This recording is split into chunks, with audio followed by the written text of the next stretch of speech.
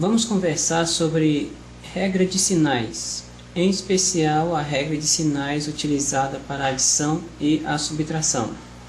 A grande questão aqui é a seguinte: será que mais com menos é sempre menos?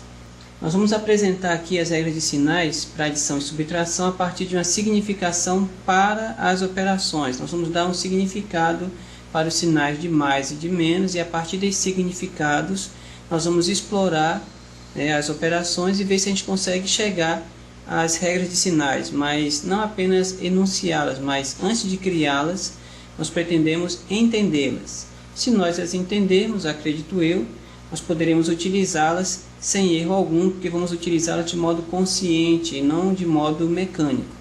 Quanto à questão da significação, nós vamos entender o sinal de mais como ganho, como lucro, acréscimo, ou algo que eu recebi, até mesmo como troco.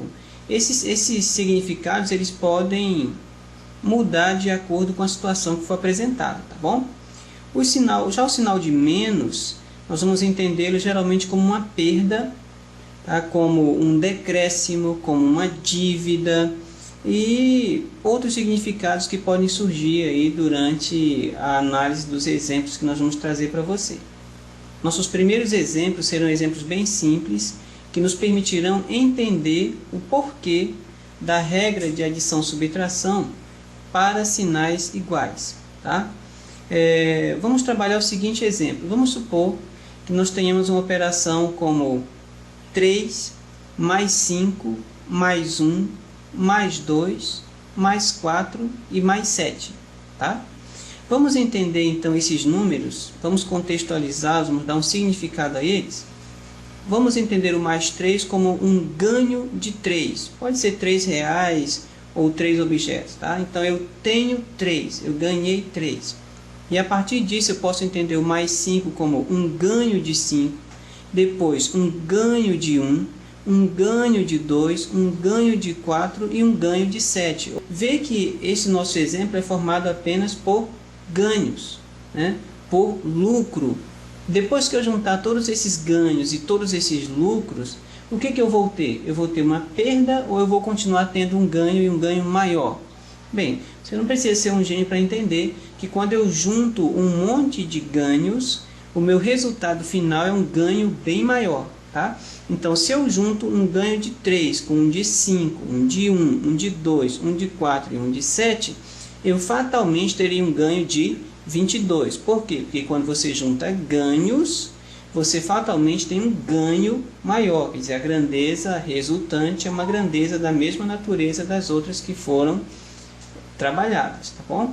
Quer dizer, se eu somar um monte de números positivos, é claro que o resultado vai ser positivo. Esse tipo de conta você faz desde que você era um menino do buchão lá do 4º ano. Tá bom? Não chega a ser um mistério grande demais essa operação.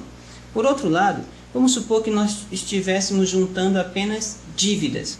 Vamos supor que você devesse R$2 e depois conseguisse fazer uma dívida de 9, outra dívida de 3, uma outra dívida de 7 e uma dívida de R$4.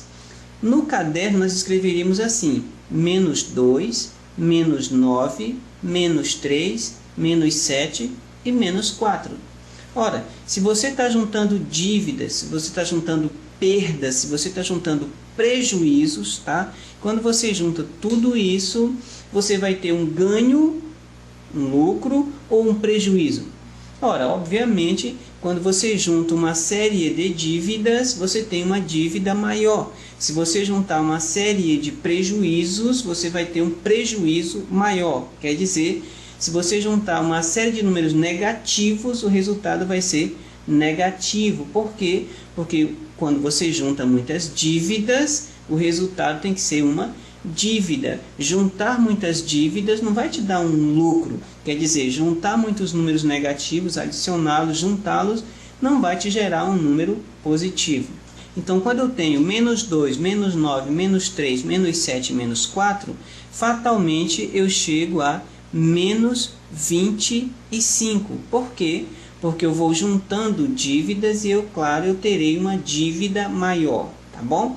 O que nós podemos concluir desses dois exemplos que nós trabalhamos aqui? Ora, quando eu junto apenas números positivos, eu vou somando, vou juntando números positivos, o meu resultado será positivo. Por quê? Porque eu estou juntando ganhos. É claro que depois de juntar um monte de ganhos, o meu resultado será um ganho maior. Então, juntando números positivos, o meu resultado será um número positivo maior do que os outros. Quando eu junto perdas, é claro que juntando perdas, o meu resultado será uma perda maior.